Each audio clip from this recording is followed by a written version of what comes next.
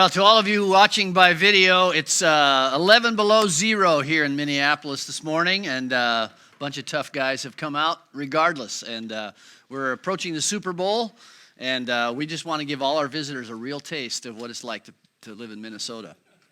And there's some hardy souls out here this morning ready to talk about an important subject. So what's the most dreaded sound? Is it the screeching of my garage door as it opens on this cold morning? Is it the crunching of snow under your feet at 11 below zero? Is it the sound of Barry Manilow on Muzak at your office? Is it the dropping of your cell phone on concrete? What's the most dreaded sound? Maybe it's the silence of the Vikings stadium after we've been vanquished. But the most dreaded sound is the flushing of trust as it goes down the drain. It's the freight train of trust leaving the station. And if you've ever felt it, you know exactly what I'm talking about. You didn't realize how much was riding on that train of trust. You didn't realize how valuable trust was to this relationship until you didn't have it anymore. You know, it reminds me of a story I read about a climber who finally summited Everest, and they were descending, and and when you climb at that altitude, you really are brain dead. I mean, you're dying in the death zone, and oxygen is hard to get, and people going down usually have the most accidents. This guy was rappelling off one section of Everest and rappelled off the end of his rope. And I imagine what it feels like when you realize, oh no, that was it. And I'm falling. This is a hard subject this morning, guys, and you may have been affected by it catastrophically, or it may be something that's just rusting away in the garage of your relationship. And it's called trust. Here's what trust is.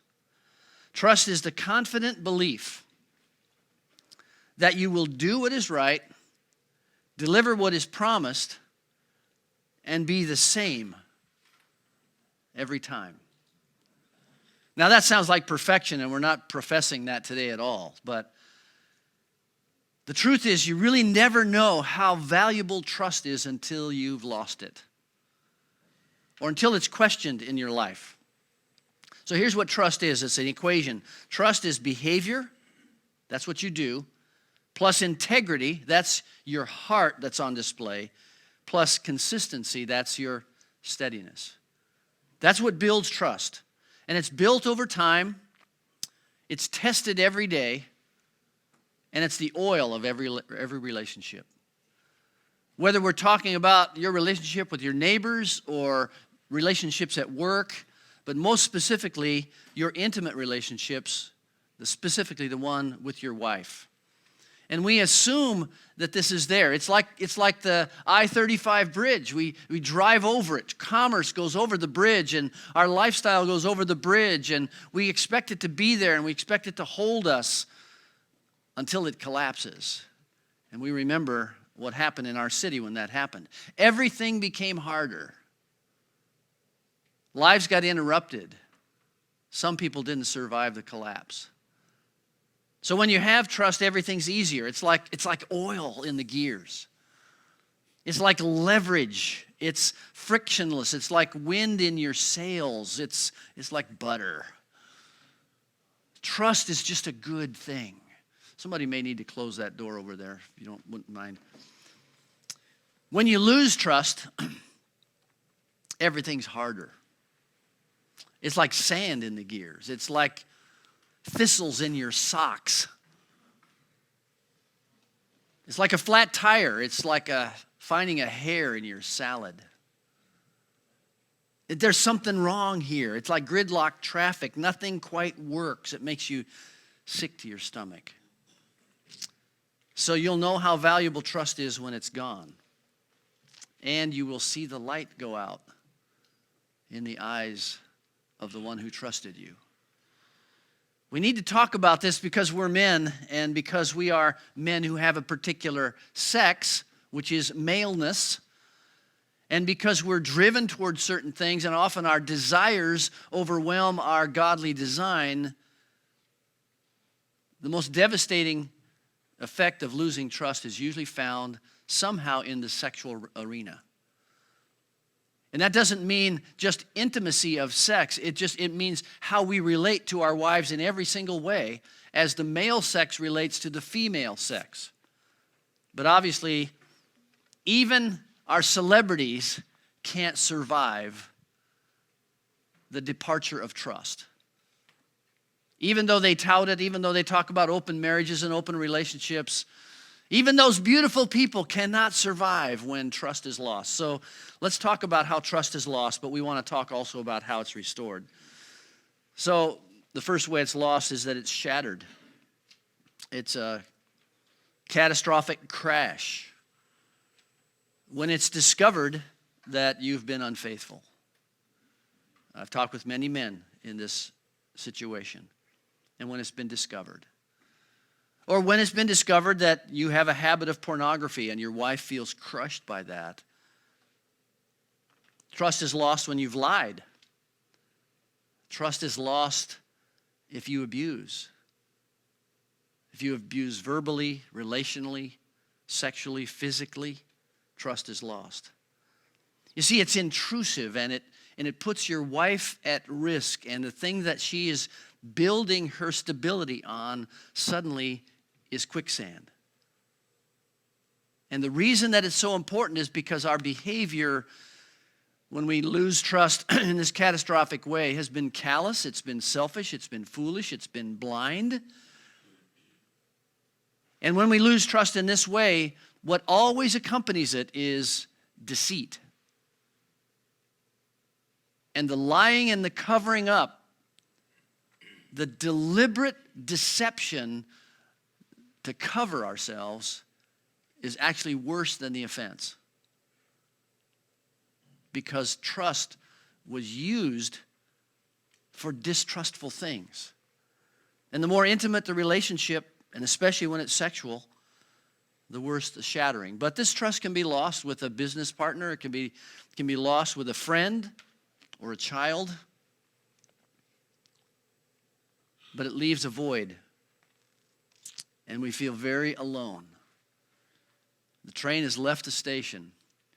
And what we thought we had for life has been flushed. And at this point, men, every man needs a Barnabas.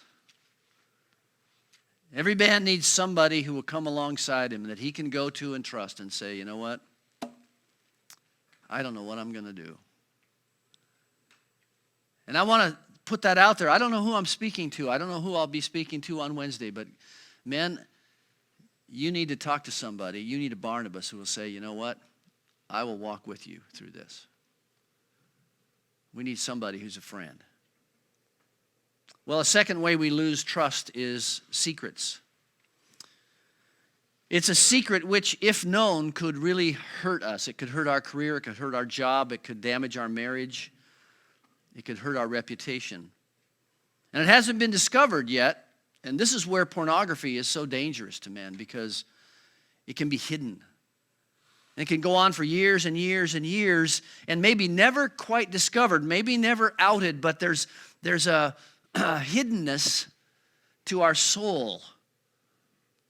When we have a deep secret, we're alone with that secret. And it takes enormous energy to hide it. And so what we do is we lock off parts of our lives, and we do it sometimes very smoothly. But there are parts of our lives that we just don't go there. We don't talk about it. We don't open up because there's a facade that we're protecting. We're not transparent. We're not forthcoming. We're not interested. We're not really available emotionally. And because there are parts of us that we don't want to have explored. And what happens here is that in a marriage in particular, a wife begins to lose trust because she feels like there are parts of you that I don't understand. Now, there's always going to be parts. My wife's always telling me, what is going on inside of you? She goes, you're this stoic Norwegian. I wish you would open up to me. That's too much information, I know, but it's not as bad as what Dave was sharing earlier. But I mean, there's always going to be parts of you that your wife doesn't totally know. And there's parts of her that you won't totally know. But I think you know what I'm talking about. When we're holding parts of ourselves aloof, our wife feels like there's a wall there. There's a veil there. You're not really giving me yourself. And she begins to not trust you in certain areas. And it's not like she doesn't trust you to bring home your paycheck or she doesn't trust you to drive. It's that she doesn't trust herself to you. Because you're not giving yourself to her. So this might not be a catastrophic shattering, but there's just locked doors in your life. There's safes that are keeping the treasures of your secret. And it can be any addiction. It can be drugs or pornography or sexual activity or our toys, our food, our drink. And here's what it says in Psalm 32. And let me go back to Psalm 55 because I forgot to mention that about the first one, about the catastrophic loss, about shattered. This is such an incredible psalm. Let's go back up to the point number 1. It says, for it was not an enemy who taunts me, then I could bear it. It is not an adversary who deals insolently with me, then I could hide from him. But it is you,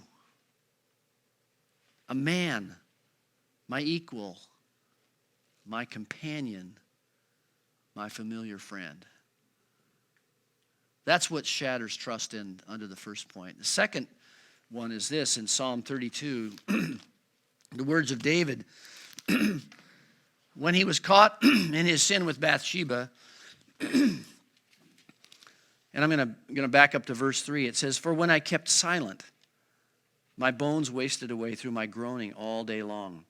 For day and night your hand was heavy upon me. My strength was dried up as by the heat of summer. When trust is lost through secrets, this is the erosion that happens internally. We dry up inside. There's a part of us that isn't really alive. And when we're in this situation, men, every man needs a Nathan. Remember Nathan? Nathan was the prophet who came to David when he had this secret sin he was hiding with Bathsheba and then the murder of her husband, or at least the sending him into battle and he was killed. And David had all these secrets, and what did Nathan say when he came to David? He told him a story, and then he said, you are the man. I don't know what the tone of voice was there. I don't think he came with a fist in his face. My own perception is he came with a quiet voice and said, David, you got a problem here. We need a Nathan in our life who can hold up a mirror and say, I think you're not telling the truth. But who can walk with us through that and have a caring confrontation and start the process of redemption with us. Well, there's the third way that trust is lost, and that is that it is starved. It's just starved.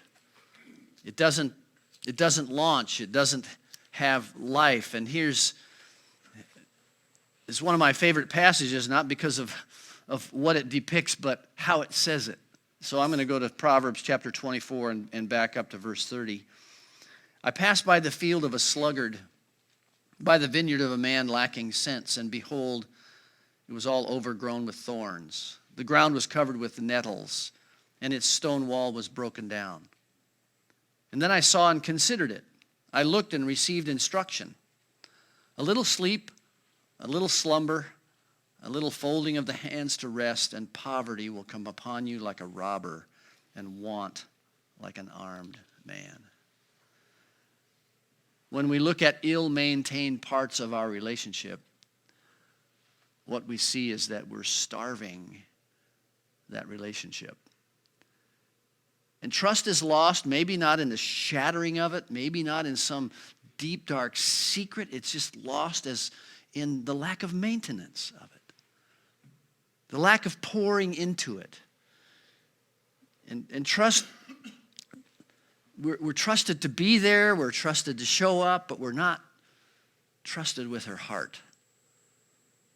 She won't trust us with her dreams, her longings, her tears, because maybe unintentionally, but often simply out of inattention, we have not paid attention to her growth, to her needs, to her longings, to her dreams. And so something of known importance to her has been consistently unheeded, and so she no longer trusts us to share that. If there's anything that the weekend to remember does, it gives us a chance to reconnect. And maybe the best part of a weekend like that, or something else that you could do similar to that for your marriage, is it just gives you 48 hours together without your cell phones and work and kids and grandchildren and shoveling snow and all that other stuff. And what we need when our relationship is starved, when trust has been starved, is every man needs a Paul. We need a big brother. We need a mentor. We need a coach to come alongside us and say, hey, here's something I do. I mean, isn't that what we try to do in Ironworks? I mean, I'm just teaching here to give you an excuse to share with each other in a few minutes. Well, here's how I do it. Here's how God has led me to do it. And you know what? Guys are going to hear what you have to say more than they hear what I have to say. That's the sad fact of a preacher's life. But that's the whole point of Ironworks, is that we are here, and you may not know it. Somebody might not announce that to you. Hey, you're a mentor to me. But guys are listening. That's why this sharing around the table is so important, because your life experience, if it's been guided by the Holy Spirit and by the Word of God, and just by your own learning, I trust is God breathing life into somebody else, and you can be that Paul. But every man needs a Paul in his life who says, follow me. Paul was immodest when he said, do what I do. Imitate me as I follow Christ. And that's what we're doing here together. Well, how do we recover trust? Because I can feel the weight in the room. Well, let me lay it on heavier now. How do you recover trust when it's lost? And every one of us has lost trust somewhere along the line. If you've been married very long, you've lost trust either in a catastrophic way, or you've felt your wife moving away because she just couldn't trust you anymore in some area of your life. Maybe it's money, maybe it's sexuality, maybe it's time, maybe it's your devotion to something else. Who knows what that is? How do you recover it? Number one, you own it. Be humble. Practice humility. We need to recognize the difference between forgiveness and trust. I've said this many times. Let me just say it again, because it's really hard to learn when you're under the pressure. So many guys I've talked to have come to me and they've lost trust for some reason or another. And they come to me a month later after they've confessed or apologized or done whatever they say, and they go, well, she says she forgives me, but she still doesn't trust me. And I don't say it this way, but I go, well, duh. Now, I don't want to demean anybody in that situation, but trust and forgiveness are very different things. Your wife may, in fact, long for you. She may, in fact, have forgiven you. Her heart might be open to you, but you have to earn trust. Forgiveness is given, and nobody can tell me that I have to trust you. You can't force me to trust you. There's no emotional gymnastic that can cause me to trust. It's only experience that will help me trust you. So we have to own it. And what that means is that we need to be humble, because it's going to take a while to get this trust back, because the bridge has collapsed, or something has been eroded, or something has rusted away, and it needs to be rebuilt. And so it starts with confession and repentance when we have done something that we know has eroded that trust. And here's what it says in James chapter 5, verse 16. Therefore, confess your sins to one another and pray for one another, that you may be healed. Now, that's for the congregation, but it's also for marriages. So I want to teach you how to confess. Many times we say, well, I apologized. I said I was sorry. That's lame, guys. That is really lame. I said I was sorry. I said I was sorry if I hurt you. That's really lame, even more lame. It's lamer. Now, I'm scolding you because our culture is filled with that, non-apologies, non-confessions. So here's the way it's done. It doesn't have to be these words. Well, actually, you probably should tattoo this on your arm.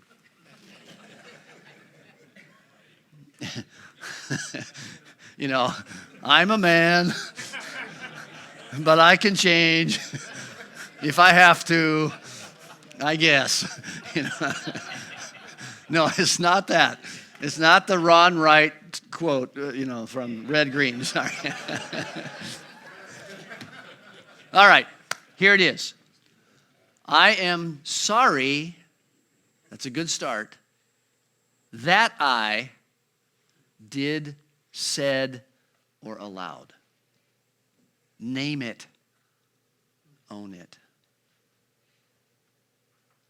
I'm sorry that I told that joke and it hurt you. It was wrong, and I know that it hurt you. Do you hear how different that is? Well, I apologize. I am sorry that I did this, said that, allowed this. It was wrong, and I know it hurt you. Please forgive me. Now, she may not be ready to do that right at that moment, and you may just need to pause, and that might be the end of your conversation for that moment. Because depending on what has happened, how the trust has been broken, she may need to deal with how that hurts her and what that has brought up from her history. And by the way, men, when you say this, be ready to hear more of how it hurt. It might be it is her opportunity to say, yes, it did hurt me, and here is how.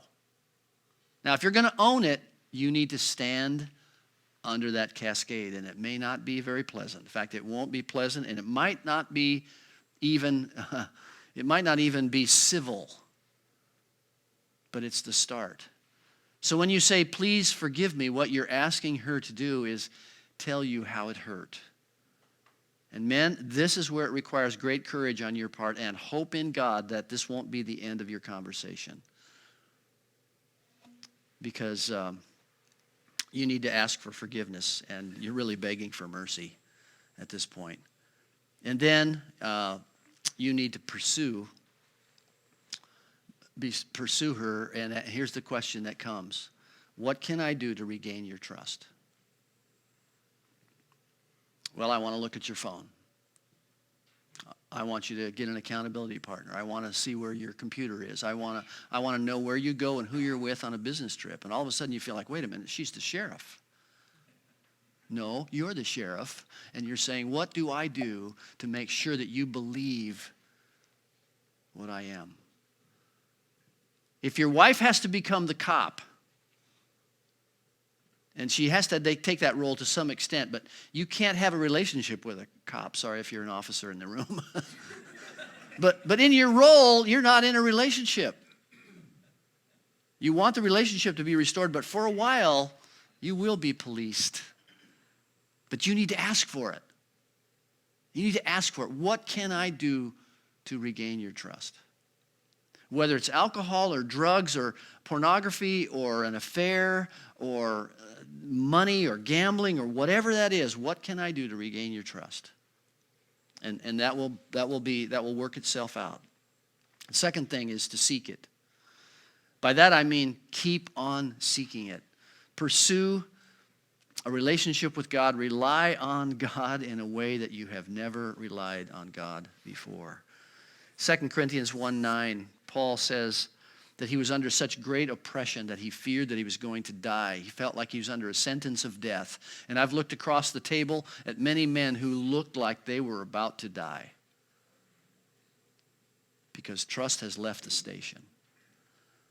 But here's what Paul said. I felt that I was under a sentence of death, but I learned to rely. This was given to me so that I would rely not on myself, but on God. Who? Guess what? He raises the dead. You might feel dead. You might feel hopeless, but long for trust to return. But you'll have to rely on God for this. He will have to be your reward. Long for trust like you long for air or water or food, and fuel yourself, because this will be a prolonged quest to restore this trust. And your wife won't be saying, okay, you're back to 50%. Okay, we're at 61.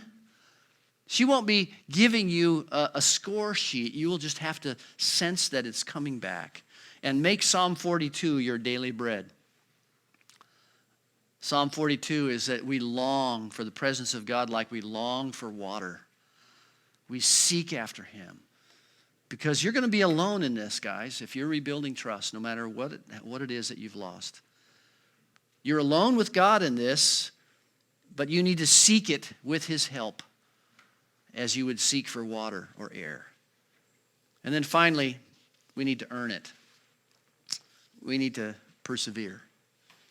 Somebody wrote a book about this called Do the Next Right Thing. Chapter 6 is worth the price of the book.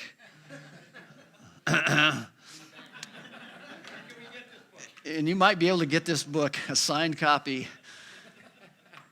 Chapter 6 is about perseverance. It's the virtue that we often need the most and want the least. Because it means just keep going. And you don't know where the finish line is. You don't know if you're going to like it when you get there, if you ever get there. But perseverance is a divine, godly virtue, and this is what we need when it comes to rebuilding trust, man. This is why you need a Paul. This is why you need a Nathan. This is why you need a Barnabas. You need some guys in your life who will help you keep going, because for a while, the one you wish would reward you is not going to reward you. She may be forgiving. She may go on about the rest of her life as if it's normal, but for you, you know that there's still a distance between you. But you can earn this back.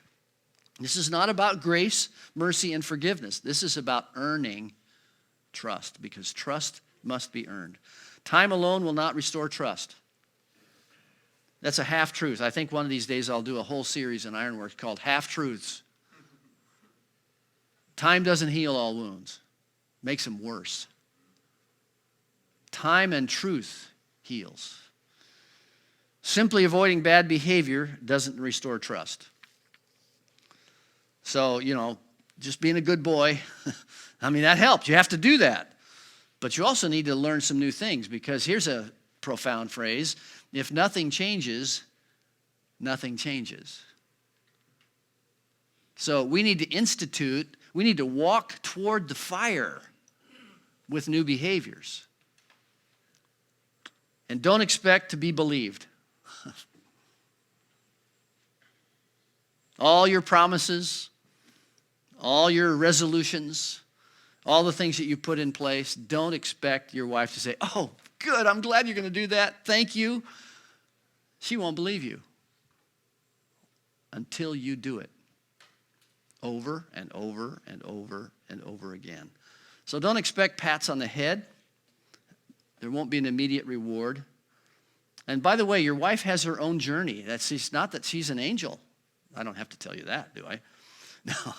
But she has her own bitterness to work through. She has her own vengefulness to work through. She has her own wounds that have been kicked up by this mistrust that she has to walk through. So it's two sinners who said, "I do." You're one of them, and you think you know who the other one is. You're both working through this, but don't expect immediate reward about this. So, guys, here's the best we can do. But this is true.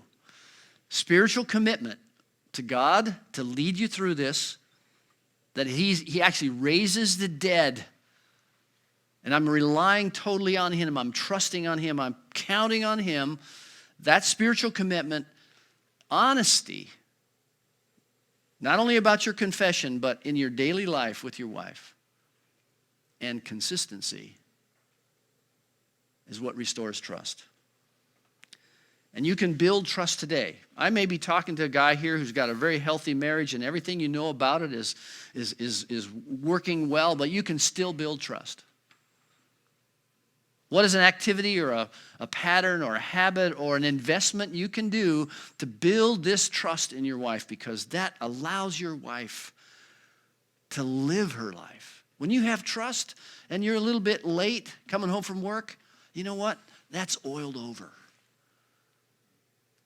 When you have trust and you slip up with some sarcasm and you say something that hurts your wife, you know what? If you have trust, that can be healed almost immediately. If you don't have trust and you're late, what happens? The sirens go off. When you don't have trust, everything is harder, but you can build that trust today. You can even ask your wife, do you trust me? Is there any area of our lives that I could show you more trustworthiness? What helps you to trust me? Well, this is a heavy subject, and I don't know if I've asked you the right questions in the responses, but let me just kind of go over those real briefly so that you know what I'm looking for, and I won't be listening in, but I've asked you these questions. This is one trust-building habit that I practice with my wife, and you don't know who you might be coaching or mentoring around the table. Second question is, if you have lost trust to some degree, how long did it take you to restore it? We're sharing these kinds of things for encouragement. Because I can share with you things in my life where I have lost the trust of my wife to some degree. And I think I can tell you how long it took for that trust to be restored. And I think that's encouraging to somebody else who's going through the same thing. Maybe you have lost trust and you need some brothers just to pray for you today, and you'd be vulnerable enough to share that with them, and you can pray for each other. So around your tables, men,